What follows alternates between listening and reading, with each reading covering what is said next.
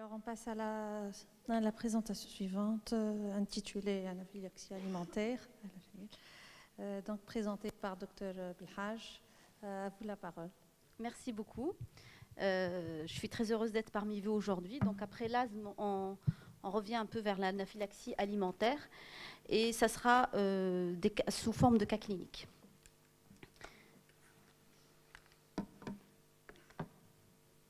Et ça marche. Dr Bouchi.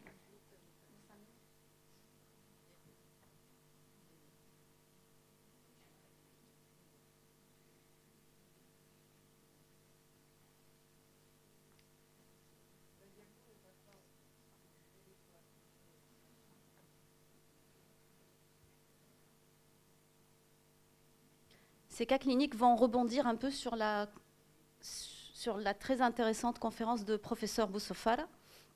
Donc, on va voir si vous avez tout capté de toutes les belles paroles de Dr Boussofara. Alors, bon, il veut pas. Il veut pas.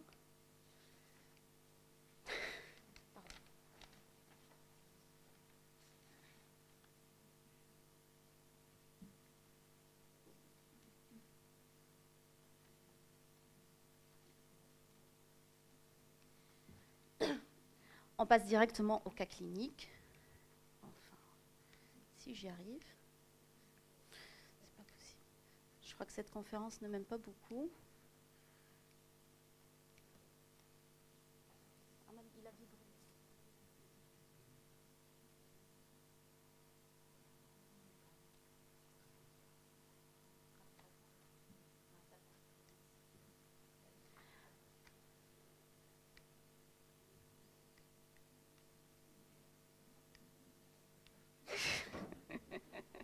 Je crois que je vais avoir besoin de vous à mes côtés pour toute la conférence. Ah, c'est bon. Voilà. C'est le bouton en bas. Melouta. Bon, d'accord. Je vais trouver un truc. J'espère que ça marche. Alors, on va commencer. Donc, Arslan, il est âgé de 5 mois et demi. Il consulte pour une éruption cutanée. Alors, dans les antécédents familiaux, il n'y a pas de consanguinité parentale, il n'y a pas d'atopie chez les parents de premier degré. Et il avait juste une fente palatine qui est suivie au service de maxillo-facial qui est appareillé, non encore opéré.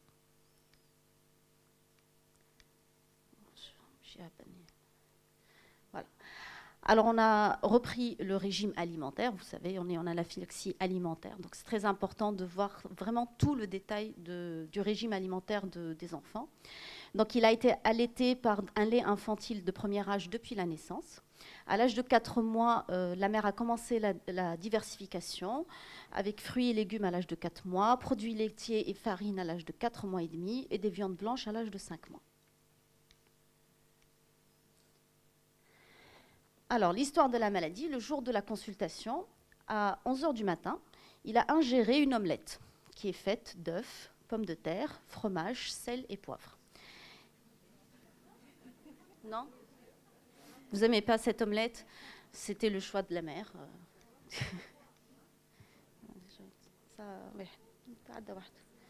Donc, quelques minutes après l'ingestion de cette omelette, il a présenté une éruption cutanée. Et c'est ce qui a fait que la mère a consulté aux urgences. Donc, aux urgences, on l'examine. Il est apyrétique à 37,2. Il a un point normal pour son âge. Et il y a cette urticaire du visage, du tronc, de l'abdomen et au niveau des 4 membres, ainsi qu'une tuméfaction de la lèvre supérieure. Fréquence respiratoire est à 45 cycles par minute, une saturation à 99% à l'air ambiant, l'auscultation, il n'y a pas de sibilant, fréquence cardiaque à 102 battements par minute, TRC inférieur à 3, et la tension n'a pas été prise parce qu'il n'y avait pas de brassard adapté. Alors, quel est votre diagnostic? Est-ce une réaction urticarienne simple? Est-ce une anaphylaxie grade 2, anaphylaxie grade 3 ou anaphylaxie grade 4? Pardon? Réponse B, anaphylaxie grade 2. D'autres personnes ont d'autres propositions? Alors, Alors, comme vous l'a dit professeur Boussofara, l'anaphylaxie peut se manifester par plusieurs manifestations cliniques qui surviennent en général dans les 2 heures qui ont suivi l'ingestion de l'aliment ou du contact avec l'allergène. Ça peut être une atteinte au niveau cutané, une atteinte respiratoire, circulatoire ou du tractus gastro-intestinal.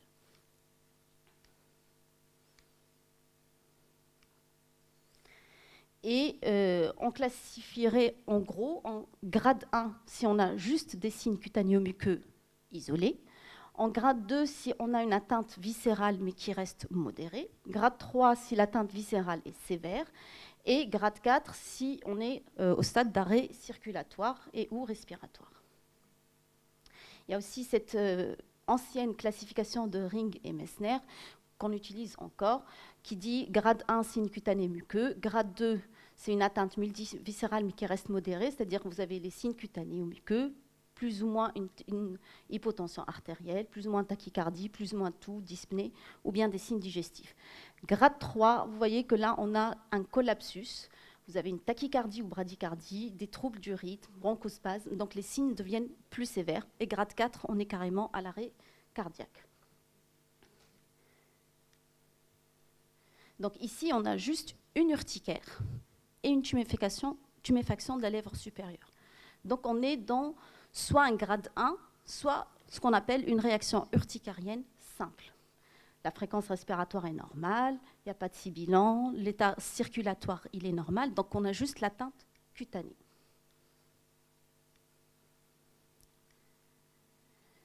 Et dans ce cas, quelle serait votre conduite ? J'ai des propositions, ne vous inquiétez pas si ça marche. Voilà. Alors, vous êtes aux urgences, vous accueillez ce malade. Est-ce que vous lui prescrivez de l'adrénaline par voie parentérale?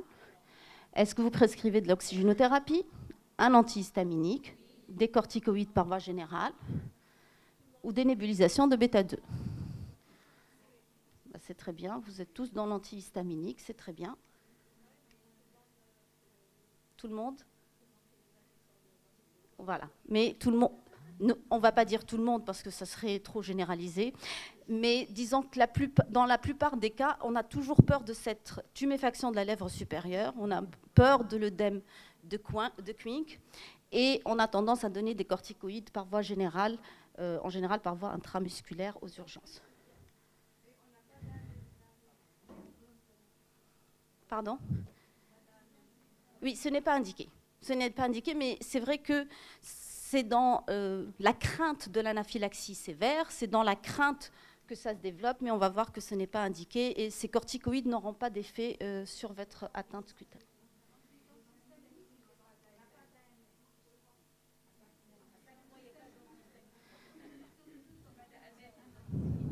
Oui, je sais, oui. Mais on les donne quand même hors AMM et ça marche. Mais c'est vrai qu'il n'y a pas d'AMM. Le Primalan peut être donné chez le nourrisson, inférieur à partir de 6 mois. Ouais. En tout cas, dans les recommandations, on n'a pas beaucoup de choix. Quand c'est de l'urticaire en rapport avec une allergie, allergie alimentaire probable, on donne juste antihistaminique. On arrête bien sûr une éviction de l'aliment suspect et on fait une enquête allergologique. Donc c'est ce qu'il faut faire. Et bien sûr, si vous n'êtes pas l'allergologue, il faut faire une lettre qui décrit bien ce qui s'est passé aux urgences, quelles ont été vos thérapeutiques pour pouvoir guider l'enquête allergologique.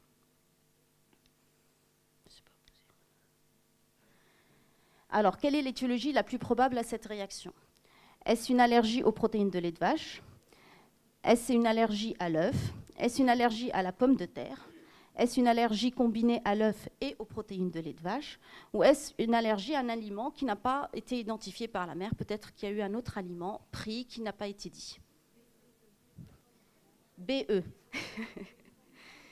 Donc, est-ce que ça peut être une allergie aux protéines de lait de vache?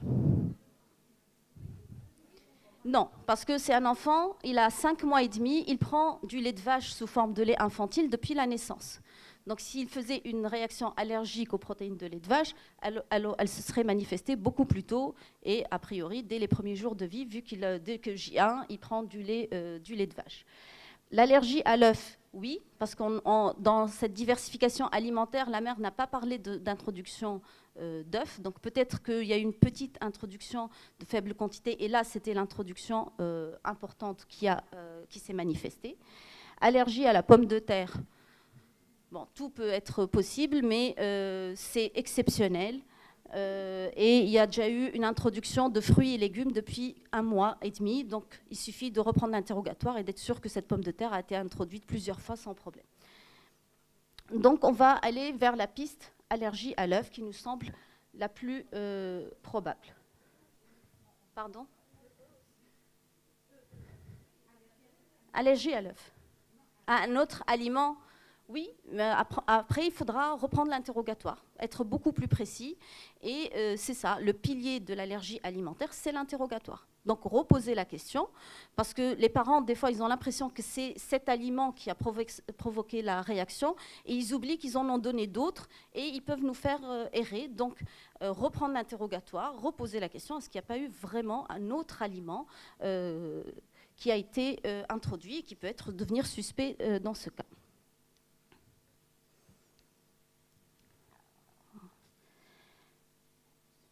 Donc l'allergie à l'œuf semble la plus probable.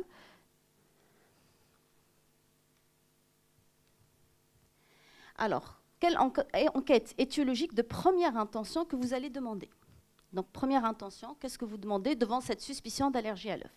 Test cutané à l'œuf, dosage des IgE totaux, test multi-allergique aux trophallérgènes, dosage des IgE spécifiques à l'œuf ou allergène recombinant spécifique de l'œuf. Réponse. Alors A, est-ce que vous faites les tests cutanés à l'œuf? Pourquoi? Pardon. Pardon, ça passe tout seul. Alors pourquoi pas test cutané à l'œuf? Aggraver quoi? Pardon? Non, pas forcément. Ça, c'est un test cutané, c'est un prick-to-prick qui peut être fait en consultation en prenant bien sûr les précautions nécessaires.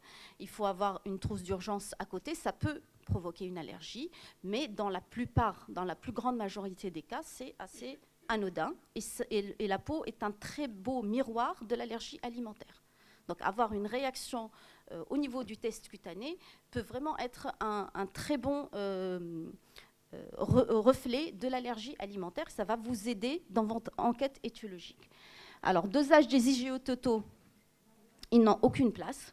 Donc, avoir des IgE totaux élevés, ça ne veut rien dire. Ça peut être une parasito, ça peut être énormément d'autres étiologies. Ce n'est pas forcément en rapport avec votre allergie alimentaire. Le test multi-allergique aux trophallérgènes. Pourquoi pas? Donc, dans le test multi-allergique aux trophallérgènes, vous allez trouver l'œuf. Mais le problème, ce n'est pas l'œuf en lui-même, parce que là, ça peut vous aider pour dire est-ce qu'il y a une sensibilisation au niveau de ce test ou pas. Le problème avec les tests multi-allergiques, c'est qu'ils vont vous donner des sensibilisations à beaucoup d'autres aliments. Et il ne faut pas tomber dans le piège de voir plusieurs aliments et de se dire il est allergique à l'œuf, à l'arachide, au kiwi, à la cacahuète, etc. Donc le problème des tests multi-allergiques, c'est de nous induire en erreur et qu'on puisse après être dans la crainte et aller vers des régimes d'éviction trop larges. Donc il vaut mieux rester vers des dosages spécifiques, des IgE spécifiques à l'œuf. Donc vraiment, j'ai une forte suspicion clinique et je vais vraiment diriger mes tests allergologiques vers cette suspicion pour la confirmer ou l'infirmer. Les allergènes recombinants de l'œuf, ils sont très intéressants parce qu'ils ont une valeur diagnostique, mais également une valeur pronostique. Leur taux peut nous dire est-ce qu'il y a de l'allergie ou pas, et est-ce que cette allergie elle est sévère ou pas, et est-ce qu'elle a un potentiel de guérison à long terme ou pas. Mais il faut savoir bien les interpréter. Donc, les tests allergologiques en allergie alimentaire de type IgE médié, les recommandés en première intention, c'est les prick tests, dosage des IgE spécifiques, les allergènes recombinants, plus ou moins tests de provocation orale. Ceux qui ne sont pas utiles, c'est les IgE totales, les multi-allergiques, comme on l'a dit. Pardon. Je vais revenir en arrière. Voilà, donc Arslan, de 5 mois, qui a fait finalement une urticaire et œdème de la lèvre supérieure suite à l'ingestion d'œufs. Au niveau de ses tests cutanés, il avait une histamine, une papule à 8 mm. Pour le blanc d'œuf cru, il était à 18 mm et le jaune d'œuf cru à 2 mm. Donc déjà, on sait qu'une papule de blanc d'œuf supérieure à 10 à 15 mm à cet âge-là, c'est fortement en faveur d'une allergie à l'œuf. Et pour les allergènes recombinants, nous, on avons dosé les deux allergènes majeurs du blanc d'œuf qui sont fortement positifs. Donc l'allergie à l'œuf, finalement, elle est confirmée. On peut poser notre diagnostic. On va faire une éviction de l'œuf et après, on va continuer la prise en charge d'une allergie alimentaire à l'œuf. Donc, deuxième observation clinique, Taqi, il est âgé de 6 mois. Lui, il consulte pour malaise. Pas de consanguinité parentale, pas d'atopie parentale. C'est l'enfant unique de ce couple et il n'a aucun antécédent personnel. Alors, l'histoire de la maladie. Taqi reçoit un biberon de lait infantile à la maternité, à J1 et J2 de vie. Aucun problème. Et la mère, en rentrant chez elle, elle reprend un allaitement maternel exclusif. À J15 de vie, la mère a besoin de sortir et elle laisse un biberon de lait infantile à la tante qui, 5 à 6 heures après avoir donné ce biberon à Taqi, il présente un malaise, vomissement, pâleur, léthargie et hypotonie. Et ça dure 4 à 8 heures, puis il redevient normal, il se réalimente normalement. La mère, ça l'a un peu inquiétée, donc elle est juste revenue à son allaitement maternel exclusif, et puis c'est tout. À l'âge de 4 mois et demi, elle réessaye un autre biberon de lait infantile, et 6 heures après la prise de ce biberon, il refait un malaise, vomissement, pâleur et hypotonie, et là il consulte parce qu'il commence à s'inquiéter. À chaque fois qu'il y a un biberon de lait qui est pris, ça pose vraiment problème. Donc, à l'examen, il a un poids normal pour son âge, il a un bon tonus axial et périphérique, la fontanelle est normotendue, il est souriant, réactif, il tient bien sa tête. L'examen cardiovasculaire respiratoire sans anomalie, aucune lésion cutanée, vraiment tout va bien. Alors, là, finalement, on est dans un malaise chez un nourrisson de 6 mois. Il en a fait 2, un à l'âge de 15 jours, et puis un à l'âge de 4 mois et demi. Donc, est-ce que c'est des convulsions? Est-ce que c'est une allergie aux protéines de lait de vache de type IgE médié? Est-ce un reflux de gastro-œsophagien? Un trouble du rythme cardiaque? Une œsophagite peptique? D'accord, parce que c'est moi qui le présente. Alors, qu'est-ce qui vous gêne dans le mot allergie aux protéines de lait de vache dans cette observation? Est-ce que ça semble aussi évident? Est-ce que si vous aviez cet enfant à la consultation, ah oui, c'est évident, ça, c'est une allergie aux protéines de lait de vache. Alors, ce qui est gênant, c'est que les manifestations qu'il fait, ça prend quand même 6 heures pour se manifester. À chaque fois, le minimum, c'est 4 heures. Donc, on n'est plus dans les 2 premières heures où vraiment il y a des manifestations directes. Deuxième chose, c'est un enfant, il ne fait aucune lésion cutanée à chaque fois. Dr Boussofara vous l'a dit, c'est dans 90% des cas chez les nourrissons et les enfants, ils font une réaction cutanée, une urticaire qui est vraiment évocatrice et qui va réellement nous orienter. Et troisièmement, il fait quand même de l'hypotonie, malaise, vomissement, un signe digestif et vraiment de la léthargie. Donc, ce ne sont pas des symptômes qui sont très fréquents. Donc, sincèrement, moi, quand cet enfant est venu, j'étais pas aussi sûre et tranchante. Il y avait ce diagnostic d'allergie aux protéines de lait de vache qu'il fallait évoquer, mais après, ce n'était pas évident. Donc on va dire probablement allergie aux protéines de lait de vache. En tout cas, c'est une piste à creuser.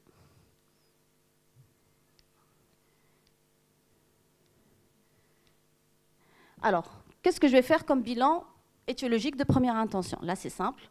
Test cutané lait de vache, test de provocation orale au lait de vache, dosage IgE totaux, je pense que vous avez bien compris que ça n'avait aucune place, IgE spécifique au lait de vache, allergène recombinant au lait de vache. Donc on va faire comme l'enfant auparavant, on va faire les tests cutanés, IgE spécifiques et allergènes recombinants. Alors, on a fait les tests cutanés, histamine 9 mm, lait de vache 0. Donc, comment vous interprétez? Test cutané négatif. C'est tout ce qu'on peut dire. Les IgE spécifiques au lait de vache sont inférieurs à 0,35 kilo-unités par litre. Donc, négatif. Allergènes recombinants, alpha-lactalbumine, bêta-lactoglobuline et caséine, tous les trois sont inférieurs à 0,35 kilo-unités internationales par litre.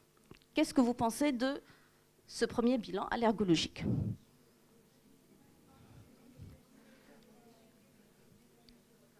IgE médié? Non IgE médié?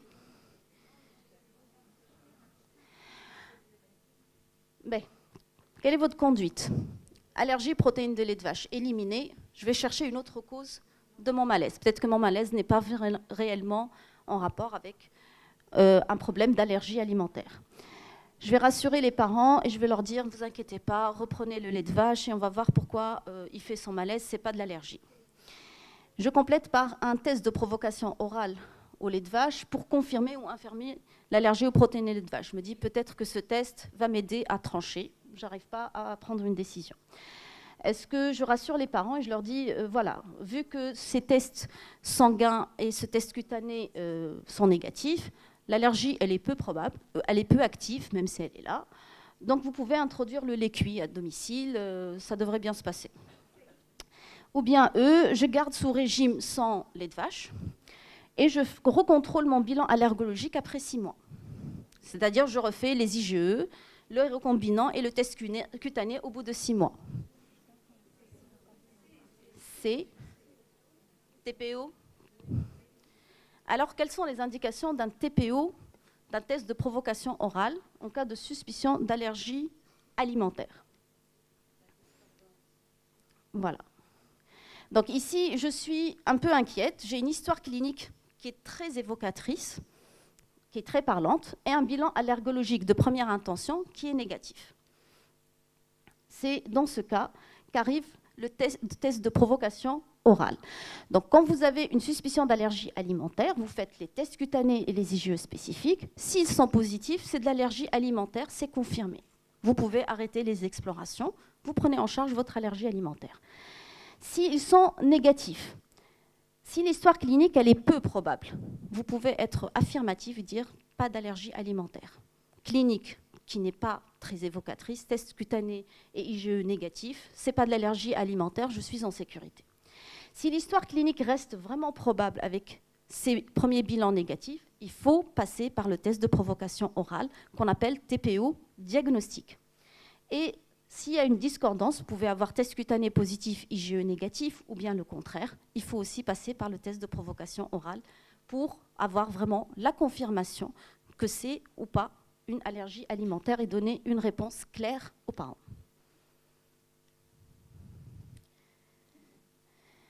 Donc, on a décidé de faire un TPO diagnostic à ce petit nourrisson. Et on a commencé, on a un protocole de test de provocation orale alimentaire qui est bien codifié dans le service. Bien sûr, ça se passe en milieu hospitalier, l'enfant est hospitalisé, il a une voie veineuse périphérique, il y a de l'oxygène à côté, il y a toute une trousse d'urgence qui est disponible. Le service de réanimation est au courant qu'on fait un test de provocation orale pour au cas où on a besoin de leur aide, ils sont avertis. Et on va donner des doses de lait de vache progressivement, qu'on va augmenter progressivement. Donc après une dose cumulée de 38 millilitres, c'est-à-dire qu'on a donné 1 millilitre, puis 2, puis 5, etc. Donc en dose cumulée de toute la quantité qu'on a donnée. Il fait plusieurs épisodes de vomissement aigu alimentaire. il fait une pâleur intense, hypotonie axiale avec asthénie, il devient tachycarde à 135 battements par minute. La respiration, elle est correcte, le TRC est inférieur à 3 secondes, la saturation est normale, l'auscultation pulmonaire est normale, et il fait une selle liquidienne 3 heures après. Donc, première chose, ici, pardon, qu'est-ce que vous faites, première chose? Arrêtez l'épreuve. Donc, première chose, c'est arrêter le TPO. Dès que vous avez une petite manifestation, même si elle semble banale au départ, arrêtez le TPO et gardez votre enfant sous surveillance et évaluez-le de manière très rigoureuse. Donc ça, c'est des enfants vraiment qui sont scopés de préférence et on les voit toutes les 10, 15, 20 minutes. Hein. On ne les lâche pas, on est vraiment à côté. Donc premièrement, arrêtez le lait de vache, arrêtez de donner du lait de vache et le traiter. Alors, ici, si on reprend...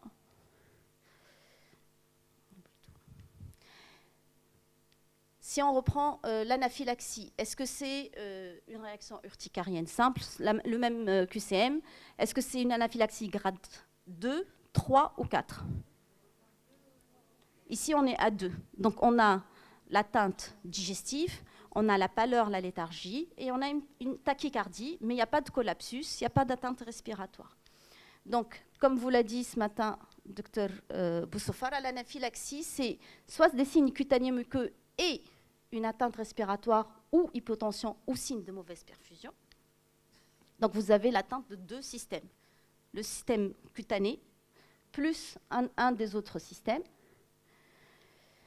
Sinon, si vous avez au moins 2 des éléments suivants suite à l'exposition d'un allergène, qui est l'atteinte cutanéo-muqueuse, l'atteinte respiratoire, l'hypotension artérielle ou signe de mauvaise perfusion, ou bien des signes gastro-intestinaux persistants. Donc ici, notre nourrisson, qu'est-ce qu'il a? Il a l'atteinte gastro-intestinale qui persiste, donc il fait plusieurs vomissements plus une diarrhée quelques heures plus tard, et il a des signes de mauvaise perfusion avec cette tachycardie. Sinon, aussi, si vous avez une hypotension artérielle après l'exposition à un allergène, vous êtes déjà dans l'anaphylaxie. Donc ici, on serait à un grade 2, atteinte multiviscérale, mais qui est modérée.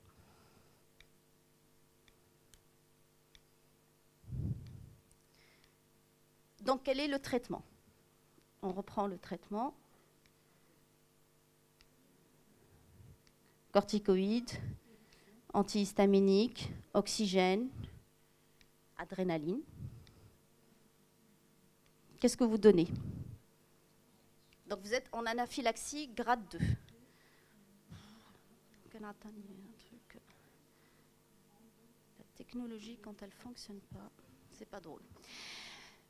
Donc quel traitement vous prescrivez? Adrénaline par voie parentérale, nébulisation d'adrénaline, antihistaminique, corticoïde ou nébulisation de bêta 2?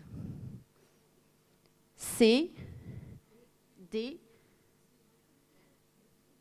et l'adrénaline.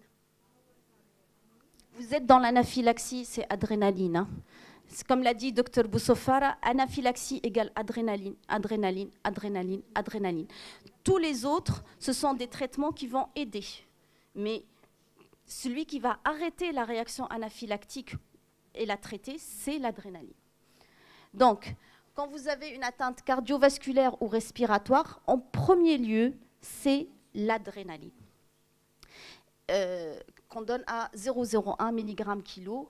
Dr Nif nous a expliqué la dilution. Ouais. Si vous avez les stylos, vous pouvez utiliser les stylos. Sinon, on fait la dilution avec de l'adrénaline IV qu'on a disponible dans les milieux hospitaliers. Après, quand vous avez de la détresse respiratoire cardiovasculaire, vous ajoutez de l'oxygène. Si il y a un état de choc, vous ajoutez le remplissage.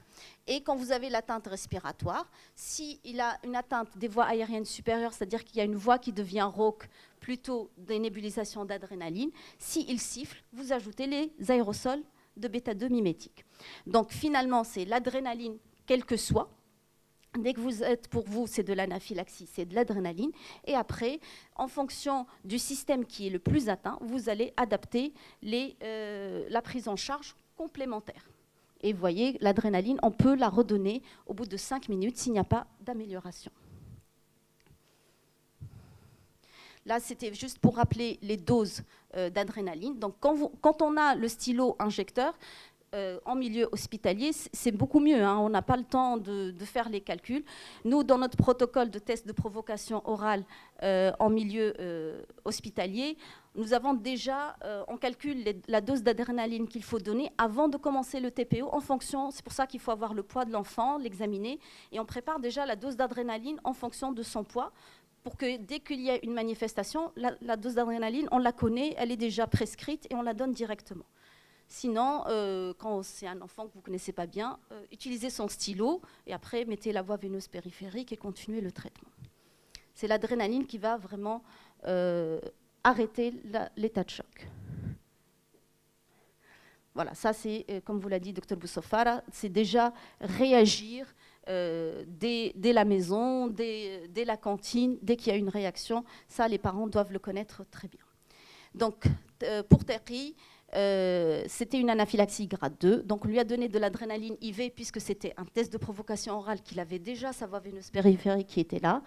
On lui a donné un antihistaminique par voie orale, on l'a gardé rien péros, perfusion intraveineuse, et il s'est très vite amélioré, il est redevenu strictement normal au bout de 5 heures de surveillance, et bien sûr on l'a gardé 24 heures de surveillance pour éviter les fameuses réactions biphasiques qui peuvent apparaître plus tard. Donc, finalement, c'est une allergie aux protéines de lait de vache qui a été confirmée par le test de provocation orale. Donc, en conclusion, l'allergie alimentaire chez l'enfant nécessite une enquête rigoureuse, un très bon interrogatoire pour pouvoir prescrire le bilan allergologique qu'il faut. Une allergie, c'est une histoire clinique plus un bilan allergologique à interpréter en fonction de cette histoire clinique. Le TPO a des indications précises. Il faut qu'il soit fait avec beaucoup de précautions, avec des protocoles bien codifiés en milieu hospitalier. Et ne pas oublier que l'anaphylaxie alimentaire peut mettre en jeu le pronostic vital. L'adrénaline reste le pilier du traitement et la prévention reste le pilier de la prise en charge de l'allergie alimentaire, par l'éducation, bien sûr, des parents. Et je vous remercie. Merci, Dr Belhaj, pour votre intervention. J'aimerais poser une première question quant à l'hospitalisation pour le grade 1, pour l'anaphylaxie de grade 1, est-ce qu'elle est systématique, surtout que l'enfant se présente très fréquemment aux urgences ou bien à la consultation en n'ayant plus rien. En n'ayant plus, mais bon, la description de la mère, et maintenant les mères prennent de plus en plus des photos par le téléphone, et c'est clairement une urticaire et le contexte est allergique. Est-ce que l'hospitalisation est systématique dans le grade 1 ? Quand c'est une réaction urticarienne simple, l'hospitalisation n'est pas nécessaire. Mais s'il arrive avec son urticaire, il faut prendre le temps de le surveiller au moins quelques heures aux urgences pour être sûr que ça ne se transforme pas en une anaphylaxie grade 2 ou grade 3. En général, si ça va se transformer, ça va se faire dans les minutes. Et le choc anaphylactique, il apparaît dans les 30 minutes, maximum 1 à 2 heures. Même si la nature de l'aliment n'est pas identifiée. Oui.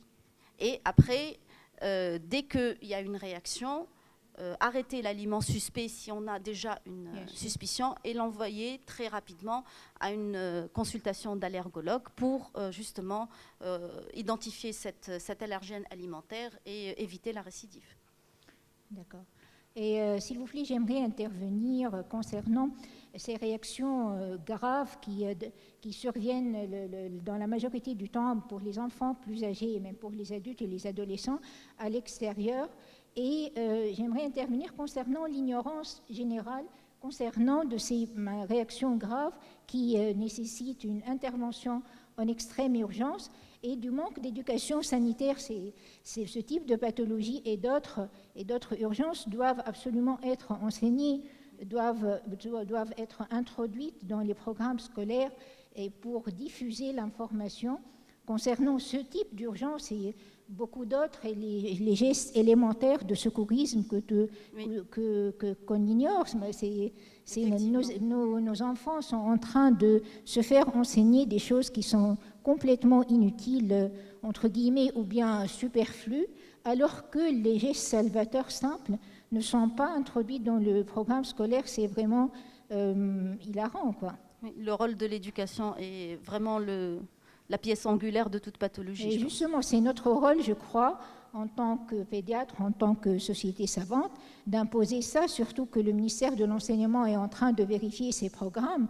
C'est très important d'enseigner des gestes élémentaires de secourisme et surtout ces urgences-là. Je suis sûre qu'un enfant qui a une allergie alimentaire dans l'école, personne ne le sait, personne ne sait qu'est-ce qu'il doit faire. C'est vraiment... Et c'est très compliqué pour les parents. C'est très compliqué, ou bien... donner l'information. D'accord. Oui. Ou bien une fille qui meurt d'un corps étranger dans la cour de l'école, c'est pas possible. Personne n'est éduqué, c'est catastrophique, quoi. Ça doit être introduit dans le programme scolaire, c'est obligatoire, je crois. Qu'est-ce que vous en pensez? Oui, je suis tout à fait d'accord. Mais c'est notre rôle, c'est à nous d'imposer ça parce que c'est des drames évitables. Donc drames si on peut les éviter, oui. Il faut tout faire pour. Oui, d'accord. Je vous remercie. Merci. Est-ce que vous avez des questions dans la salle? Oui. De 6 mois de lait de vache, est-ce que la recherche des IgE une nouvelle fois est intéressante avant la réintroduction? Oui, dans l'allergie aux protéines de lait de vache, on va faire une éviction pendant 6 mois après le dernier accident ou incident où il y a eu une réaction, et on refait test cutané et IgE spécifique. Et c'est le test cutané et les IgE spécifiques, leur évolution dans le temps, qui vont nous dire quel est le moment où il a commencé à acquérir une tolérance et où on peut plutôt faire soit des réintroductions, soit des TPO, des tests de provocation orale de réintroduction dans ce cas.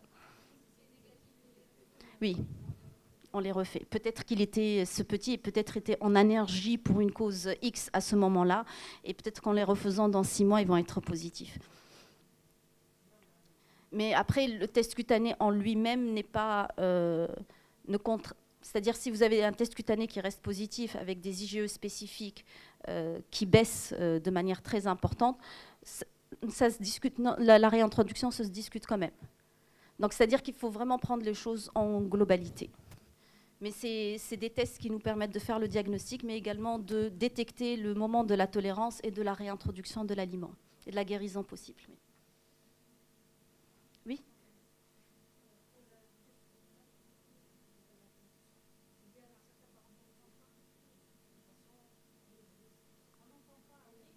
Je vais répéter la question. Hein? En cas de TPO, quand les parents ont peur et refusent ce test. Surtout pendant l'épidémie Covid, ils refusent l'hospitalisation et avec le risque. Est-ce qu'on peut faire de l'autre manière, c'est-à-dire attendre 2 mois, on fait l'exclusion des protéines de lait de vache et refaire les tests par la suite? Ça serait pas une alternative? Pour faire un test de provocation orale, il faut avoir le consentement éclairé, voilà, écrit et signé des parents. On ne peut pas faire sans l'accord des parents parce qu'on va prendre un risque et il faut que les parents soient au courant de ce risque. Après, il faut leur expliquer ce qu'on va faire, les précautions qu'on va prendre, les risques qu'on prend, mais également toutes les précautions qu'on prend autour de ce risque. Et au fait, le but, c'est... on peut retarder un test de provocation orale à visée diagnostique. Après, il y a les tests oraux pour réintroduire. Il faut leur expliquer que retarder aussi longtemps la réintroduction, on peut rater la fenêtre de tolérance et faire que cette allergie dure beaucoup plus longtemps dans la vie. Donc vraiment, il faut leur exposer les choses, leur dire quels sont les avantages de faire ce test, même s'il est risqué, et avoir un contrat avec eux. Bien sûr, on peut pas le faire tout seul, et parfois le TPO est indispensable, on peut pas s'en passer. On peut s'en passer pour beaucoup de choses, mais dans certains cas, il est obligatoire. Merci, Dr Belhaj, et on passe à la communication suivante.